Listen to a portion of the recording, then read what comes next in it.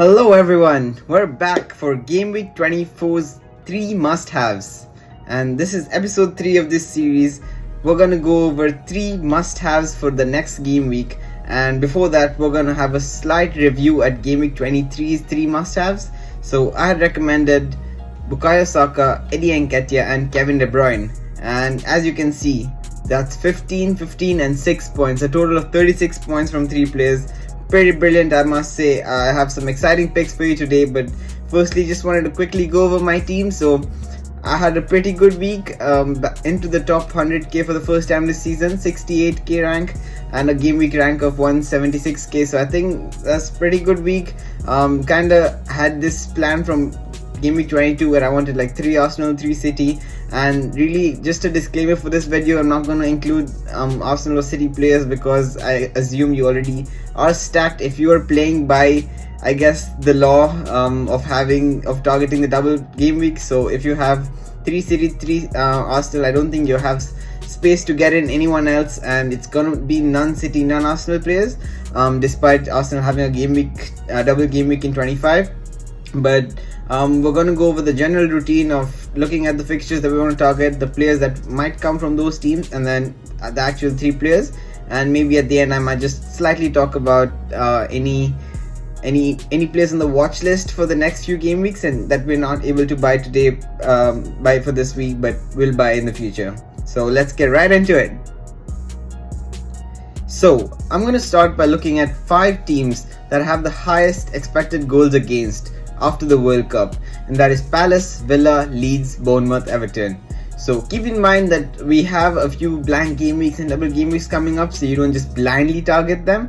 But this is kind of the whole point of this series is trying to show you that statistics always go a long way more than intuition, and you gotta follow this to get ahead of your peers who you're facing in the long run. You may maybe not win today, not win in the next 2 weeks, but in the next 5 weeks you will have more points if you follow statistics. So let's look at it. Villa's facing Arsenal, Palace facing Brentford, Everton and Leeds go against each other, and then there's Wolves versus Bournemouth. And we know that I've just put Game Week 25 on the side, so you can see Wolves have a double game week and Everton have a double game week, so that might be something to consider.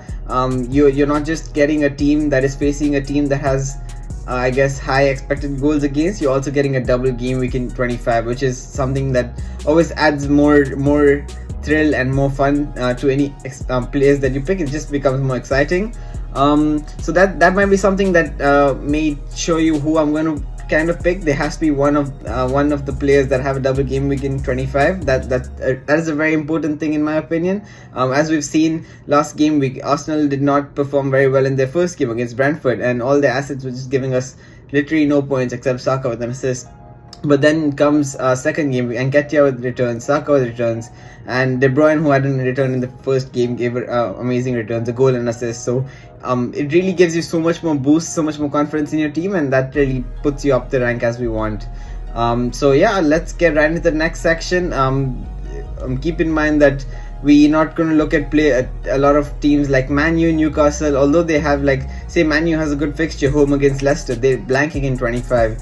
Newcastle is another one blanking in 25, so is Brentford. So I'd advise not buying players from that team if you're looking at the long run, unless you're free hitting in 25. But for the general population, I think most of us are not free hitting. We knew about these fixtures from a long time, so we're kind of accustomed our teams to this blank game week. So let's avoid players who have a blank in 25, and let's look at the players that we have for game week 24. So my number 1 pick for game week 24, maybe a surprise for some of you, is Joao Felix. He's only played 2 games, so that is a surprising stat, I guess. He's only got 1 goal in the Premier League, so that's kind of surprising too. But I think the numbers that he's putting up, the way he's playing, the eye test and the statistics, the fixture run that he is everything you're looking for, especially if you're in need for a striker. A lot of us have, I guess, Haaland and Nketiah, and then maybe one more striker that they're not too happy with, or they're relatively happy with for the short run.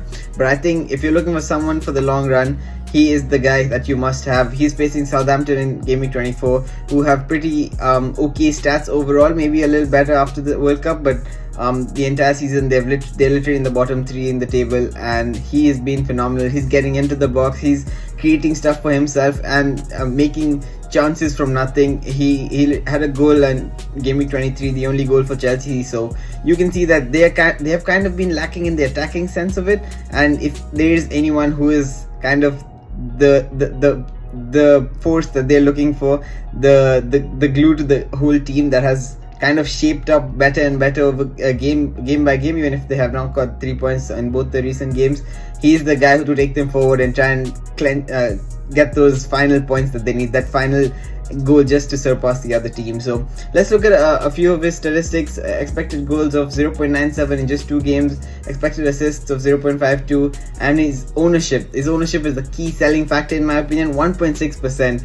And we're talking about a player who has a high ceiling. A lot of us who may be having some blank players in 25, or have like 3 good defenders and 1 shitty defender facing, like say Botman, or someone who's not facing a very good team, not facing a very favorable fixture, you may have a low ceiling of like 2 points, maybe maximum 6 points. Joao Felix has a really high ceiling in my opinion. He can get up to like 1, 2 goals, 1 assist, 2 assists, and that is really something that you want to try and attack when you're trying to climb up the ranks. Someone at his price, at his ownership, I think it's worth a gamble. And I've seen him play. A lot of you must have seen him play. It's very exciting. It'd be a fun game to watch against Southampton when you know that Chelsea are the favourites, and he's kind of most probably nailed. Even though there's a lot of good attackers in that team, I think he's been brought in with so much money. They've paid so much to have him. He looks so good. I don't see a reason for him not to play. So get him into your team, and he's going to serve you well.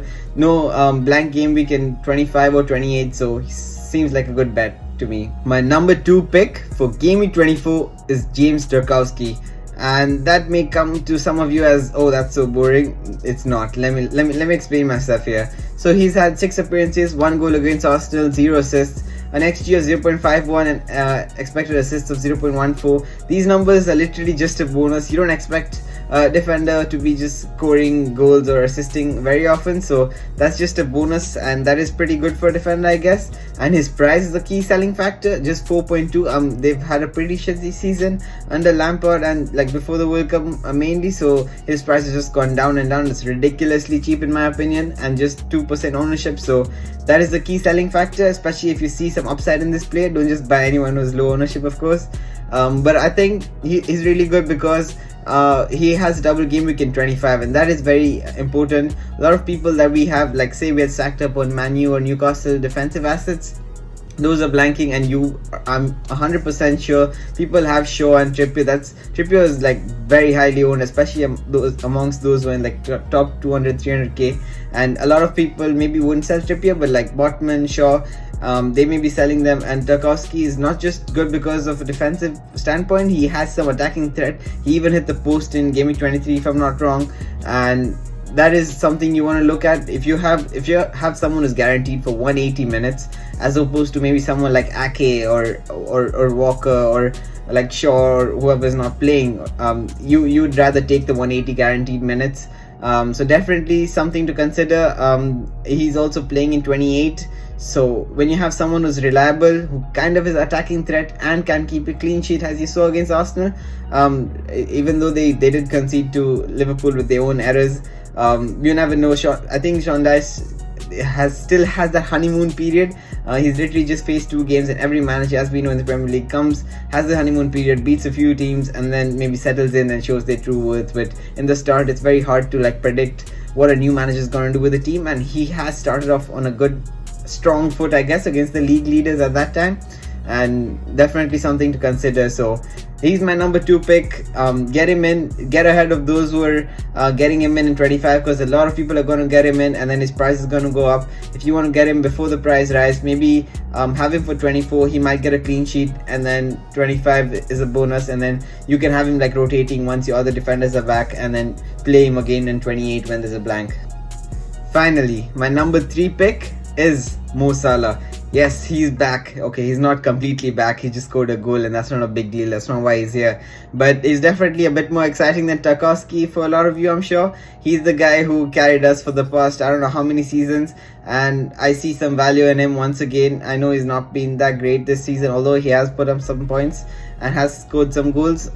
He has probably scored like 8 goals or something, and that's not too bad. But after the World Cup, he had 7 games, 2 goals, 1 assist, and an XG of 3.13 and expected assists of 1.74. That's no joke. That's pretty good, I think. A lot of the like premium attackers like Nketiah, Haaland, who have very good XG, don't have as much XA for sure. And his price is a bad factor. That's why it's in red. It's definitely very expensive. But my main reason for putting him here is because of that price range, and that is kind of like a lucrative factor, because you look at De Bruyne, you look at Kane, you look at who's the other premium, Bruno Fernandes. So those who have Bruno, they know he has a blanket 25, while Salah has a double. If you have De Bruyne, you know that he has, except the Arsenal game where he was gifted a goal and he got a good assist that he earned, he has not been as prime De Bruyne as we know after the World Cup.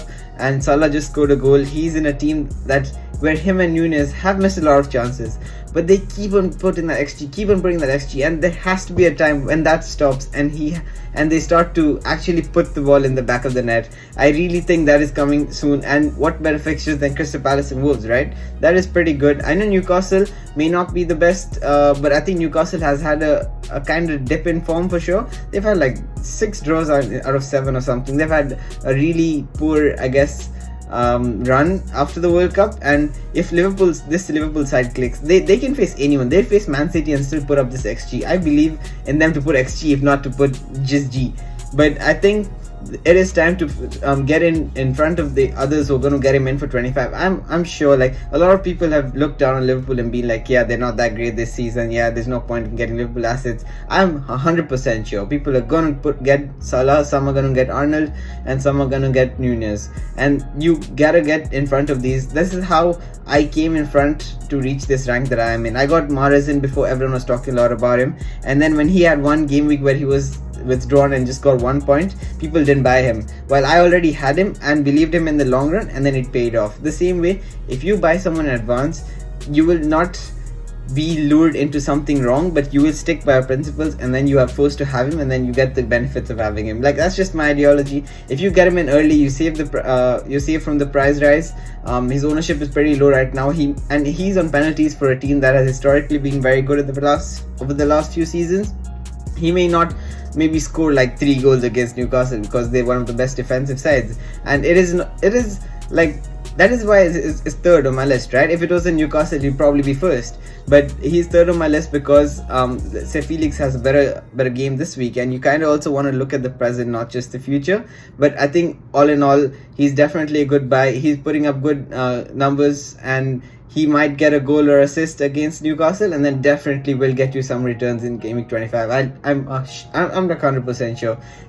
This Liverpool side have come across very tough fixtures, like say Brighton, and some they have played very poorly, like say against Wolves. But they're starting to get some of the other players back. They got Jota back, Firmino back, Van Dijk, who didn't really make an appearance but is kind of back on the bench. So once these players come in, that is not a bad thing for someone who's very nailed like Salah. It is a good thing, because you expect that the team improves overall and they start getting more returns, and so does their main man Mo Salah. So definitely get him in. And yeah, just to wrap up this video, I think I just wanted to include a small watch list of the people that I'm looking at for including in the next must-have. They're not guaranteed to be there, but they're potentially going to be there. There's Reece James, there's Darwin Nunez, and there's Trent Alexander-Arnold.